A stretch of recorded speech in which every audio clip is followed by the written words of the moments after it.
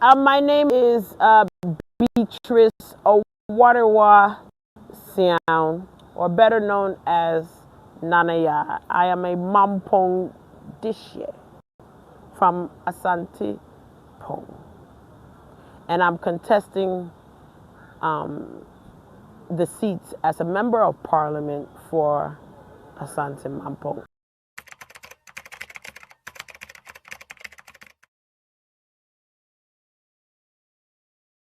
I saw that Mampong is lacking a lot of things. And when I mean that is, unfortunately, there are no strong jobs. There's no manufacturing companies or processing companies within Asante Mampong. Also, drinkable water is a bit scarce, especially in the Everins of Mampong. So most people fetch water. Some of the schools are in deplorable conditions. So I think Mampong needs a lot, and I have assisted and done over 40 projects in Asante Mampong with my own money, not government funds. So I've done an evacuation of a refuse dump, and I've done numerous boreholes, built several schools from scratch, renovated several schools. So I've done a lot. And so it is not me that wants to become the next MP for Mampong, but it is the people of Asante Mampong that is demanding that I come and do more. They are not happy with the current conditions within Asante Mampong.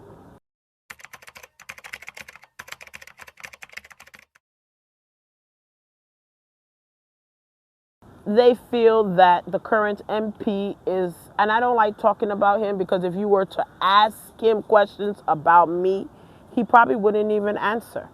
So they feel that, as I mentioned earlier, there's no jobs, there's no water, they do not have that personal one-on-one interaction with him.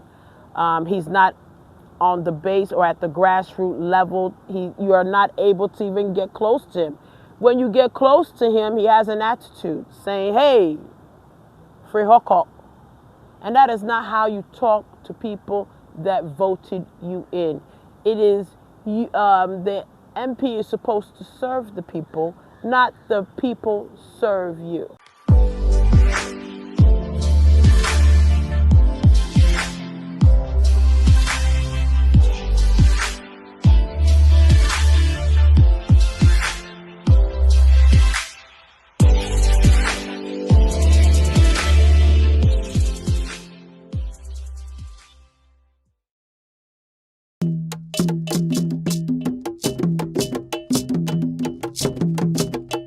The dungeons, the Black Jesus,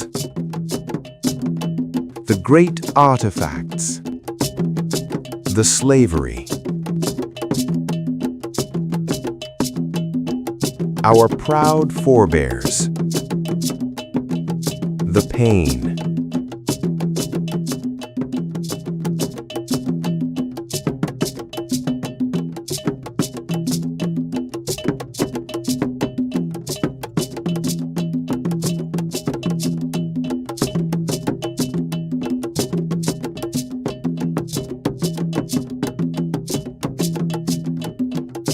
Santua.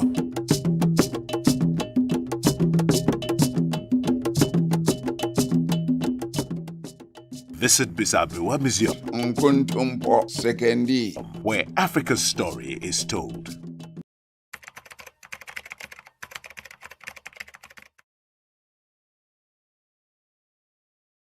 You know, I was born in the U.S., so all of my education from primary all the way to master's was in the U.S. And then I've worked for several Fortune 500 companies, such as Vodafone. In the U.S., they call it Verizon Wireless. I worked there in a management role. Then I also worked for the second largest company in the world, which is General Electric. I worked there for 5 years in a finance position. I own several businesses within the U.S. and in Ghana, such as I'm a farmer. So I have a rubber plantation. I'm also into heavy-duty equipment and real estate within Ghana. So I'm bringing the expertise from the U.S. combined with the business acumen within Ghana to push Asante Mampong forward.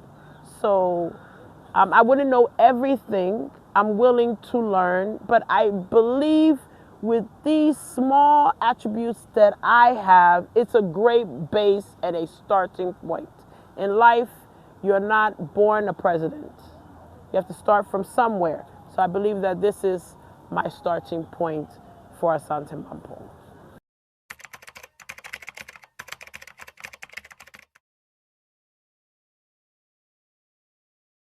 The lighting system within Asante Mampong, I believe, is poor in some areas. There's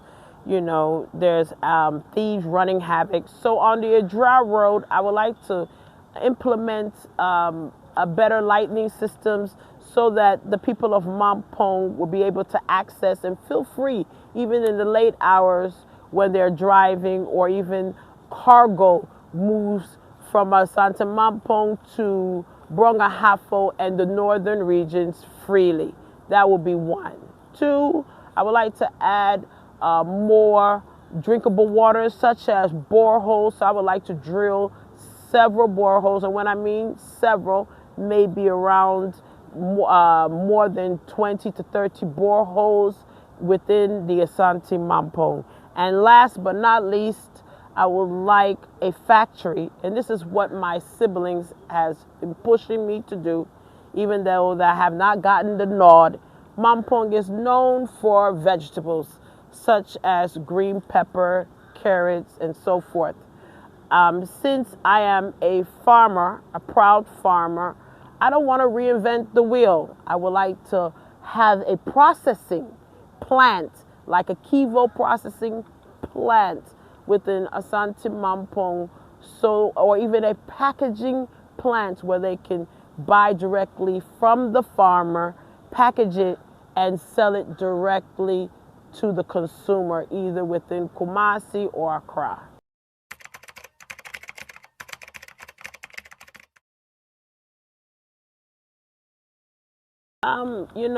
When you go to Mampong, 90% of the people in Mampong are farmers, and unfortunate peasant farmers. And right now, the road work unit within Mampong is great. It's asphalted. So roads are not the challenge. And to find people is easy because we all eat. And that's why I mentioned Kumasi, because Kumasi and Mampong is only an hour and 30-minute drive. So that would be the closest base. So I would like a processing plant there. It shouldn't be that hard. You can hire 10 people or 20 people for the start. At least these are 20 people that did not have jobs, and we are contributing. Kakra, kakra. Everything will be better.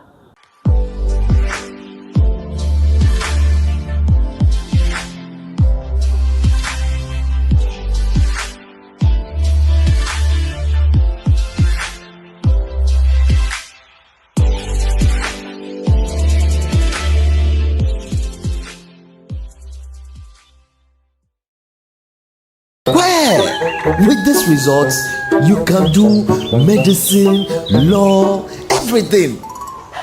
But uncle, are you sure? I am the Ministry of Education in this house. You? Ministry of what education? My daughter, do nursing.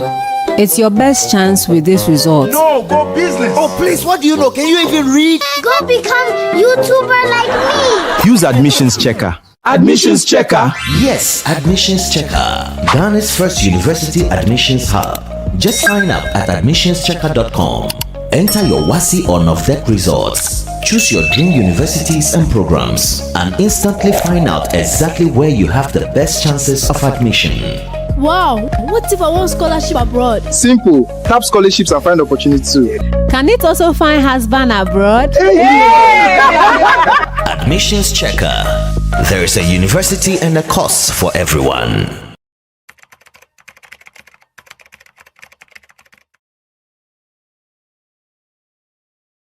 So we should explore tourism. Mampong has a SCAF.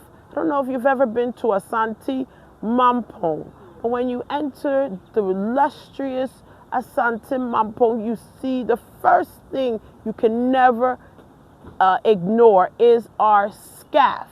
And when you climb on that mountain, well, I will term it as a mountain, there's so many things we can embark on. Like in Kwau, they have the paragliding and the parasailing and all of that. We can utilize that at Mampong. At Tadiem Park, where right now Mampong doesn't have an AstroTurf or even a feasible or functional park, I was undertaking that within Mampong. So I would also like to bring an AstroTurf, which I was working on within Asante Mampong, but the municipal stopped me. And by the park, there is a lake or a stream that we can utilize to bring as a tourist attraction within Mampong. So that can be another avenue that we can look for jobs for the youth.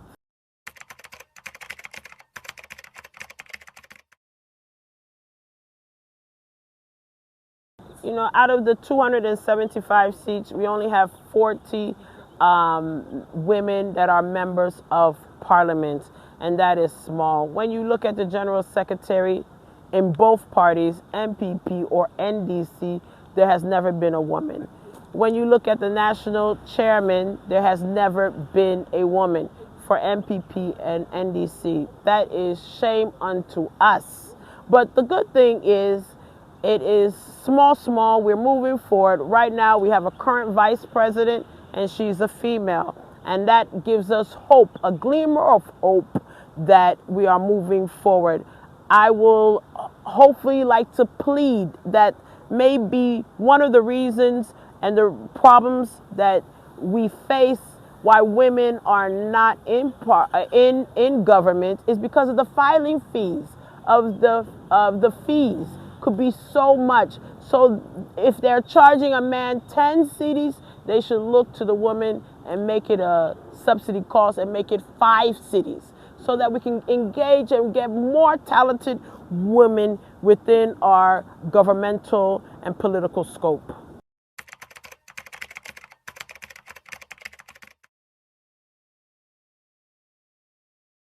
Mampong has had several MPs, and they have most of them have been men. There was only one female that was a member of parliament in 1965, and if you remove her, there has never been a skirt and blouse again. Mampong is ready for change. Mampong is ready for a female. That is why they have asked me to contest the seats, and so that I can bring change.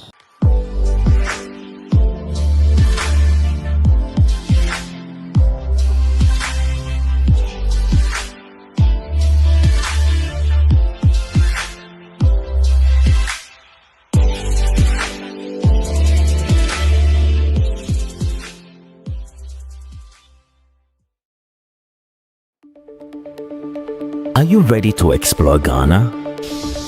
A land of rich heritage. A land alive with culture. A land of unforgettable adventures. From breathtaking landscapes to wildlife. Festivals and nightlife that never sleeps. But planning the perfect trip can feel overwhelming. Now, everything you need is in one place. With Ghana Tourism Marketplace, you can book hotels, discover tours, rent cars, connect with expert guides, and explore destinations across the country. You can also get tickets for amazing experiences like Movie in the Park at Platinum Bay Hotel, Uncle Ebo White Theatre shows, Kwame Nkrumah Memorial Park visits, and more. So go ahead, plan your journey and experience Ghana your way. Ghana Tourism Marketplace is brought to you by Ghana Tourism Development Company, your official gateway to discovering Ghana.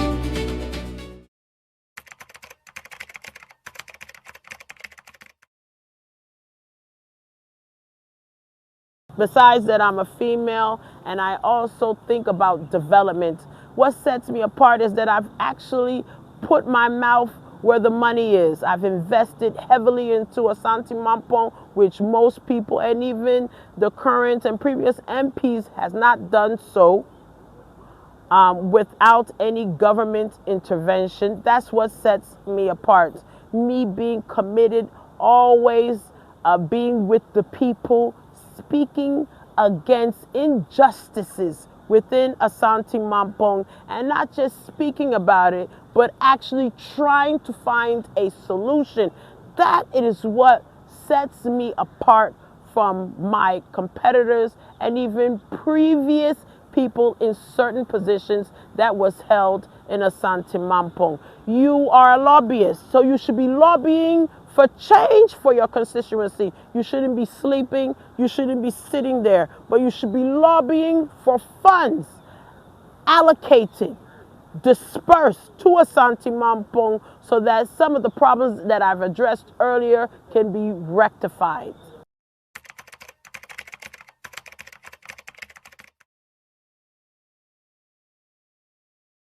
Ninting, I was coming from my residence in Kumasi, and I got a phone call from a journalist that a school at Ninting, the roof has been removed. So I quickly went with the money, the little money that I had, and bought several roofing sheets and a few bags of cement so they can fix their school. That is one. The major one is the refuse removal that I utilize my equipment such as an excavator and a payloader of my own. And then the assembly at the time provided 2 tipper trucks. I fueled it, also paid the chop monies to all the operators and drivers for 14 days of that refuse dump that was in the heart of Mampong at Apostolic. Second one was I did a borehole at Kofiasi where I even drank the water there, and it's functioning. I've given boboyas to Wadine and to Nama so that at least they can generate something small to help their communities when they face a crisis. And the major one was Tadium Park, where I did the drainage system. So when it rains from the downpour or the overpour from the stream, would flood the whole park and people houses all the way to the lorry station. That is a vast area. I constructed the drainage systems within Asante Mampong, brought my own excavators there to construct it. I spent over 700,000 Ghana cedis. I utilized over 700 bags of cement when 42.R was 145 cedis per bag. When people say, Nana Yaa, when they hear astronomical prices, you must understand building in Ghana is not cheap, and any undertaking is also not cheap.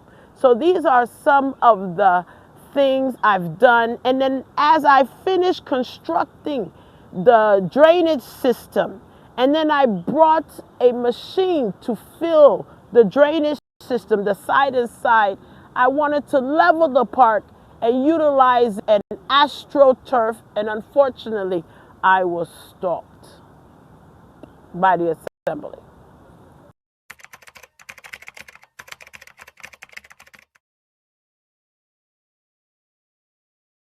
in South Africa.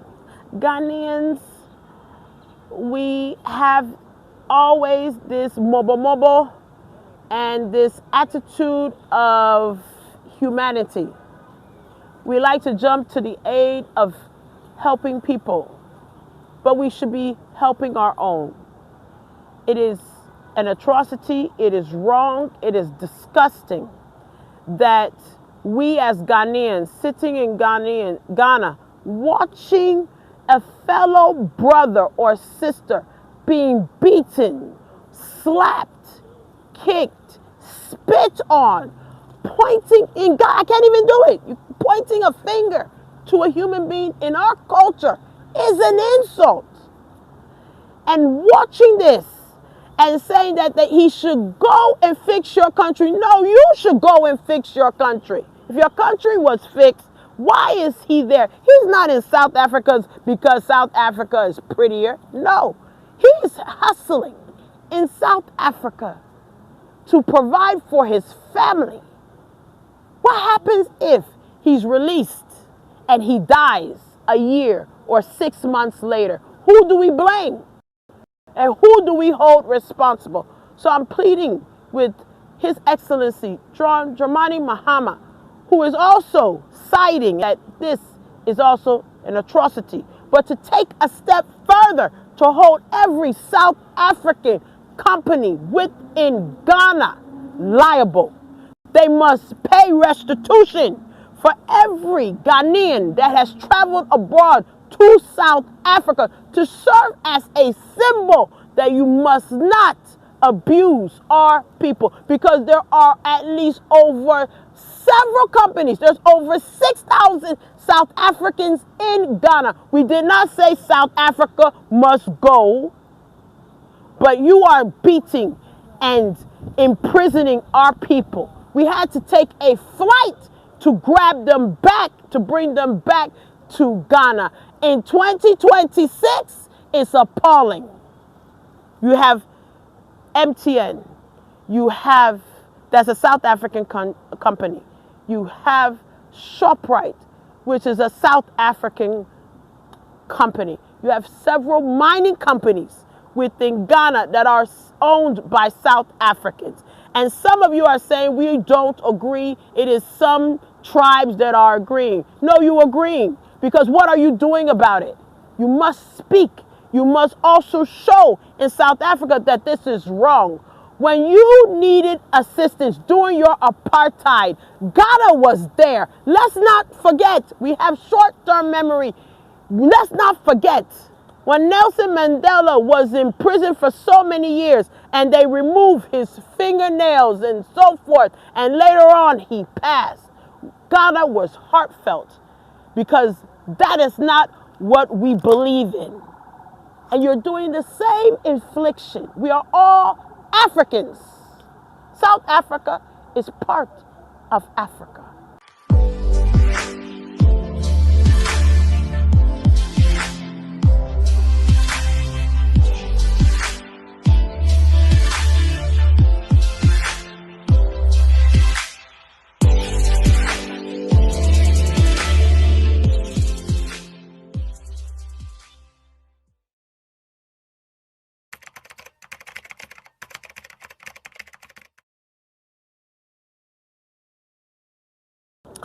I'm disappointed, because when you gave Gold Bud, which was previously PMMC during Akufo-Addo's administration, and now you've renamed it to Gold Bud, and Gold Bud came on the table in January, and within 3 months or less, Gold Bud has all rights to be the sole proprietor in purchasing and selling of gold in Ghana. You gave that as a priority. Why couldn't you give this as the priority?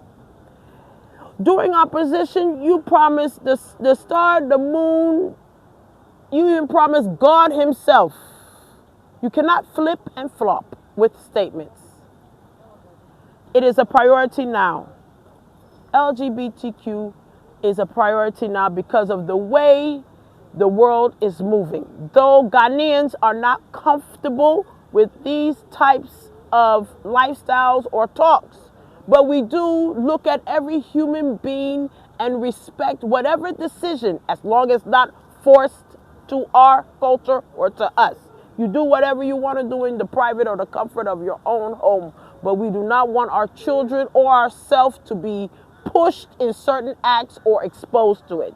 Fine, he must sign it. It should be clear. Sometimes our Constitution leaves room for when something happens. Let's say they do catch you have a transgender. Should it be taught in schools?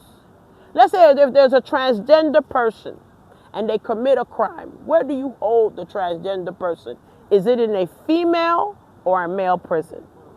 What happens if you have a daughter and she needs to go use the washroom, and then there's a man that changed himself to be a woman and he also uses the same washroom? How would you feel? Should our curriculum of God no longer be taught because due to these types of lifestyles or not? So that is why the priority needs to be there. The civil groups were hampering and jumping on the MPP about signing the bill. Here we are, new day, new dawn, new government. Why are they staying quiet? Have they been paid off to be quiet? Or is there something about our aid that we receive that is keeping us mute and taking 2 steps back? That is the question we need to ask.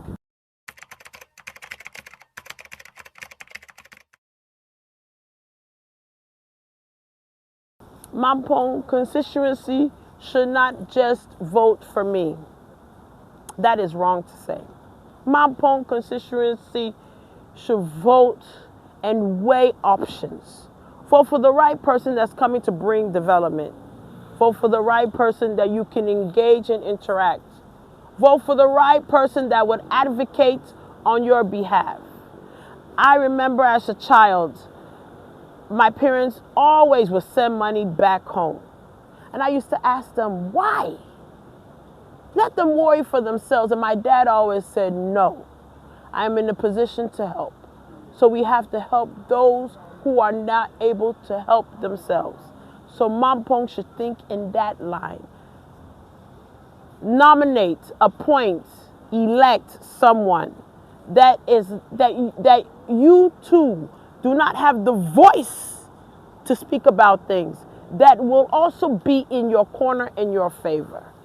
And then I also like to greet the constituency executives there, the current and former executives and delegates that work so hard to vote and lay down the foundation to our liberties within Mampong. And third, I would like, within Accra, I would like to greet my PA, Sama Akon, and then Bobo, which is Stanley, standing right there, and then also my media coordinator, who handles every press conference with every blogger, every media house that you see me on. He is a political analyst. I couldn't have done anything without him. I couldn't have done this without him, who has featured me at GBC and Joy News. When you see Nana Yaa, you think it's, oh, wow, it's Nana Yaa. No, there are several people behind me. I stand on the shoulders of many. John Owinu, I would like to greet him. And then to all of my bloggers, 360 Exclusive, Ghana Eye, so forth and so on, Ghana Statesman, Ghana Times, Online Times, all of you, I want to say piao and thank you for always coming to every speaking engagement. And then I would like to also thank the NPP for always giving me the ability to speak on platforms. I feel that it's an to show my true passion and true love for my party. Though a party is just an organization, it doesn't never define who you are. But I feel privileged to express the love that I have for the party.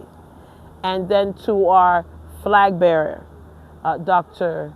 Baumia, I want to say thank you to him. He always has the heart of Ghana on him and the future of Ghana. And I pray and I'm assured that in 2028, his dreams will come true. Piao. Thank you.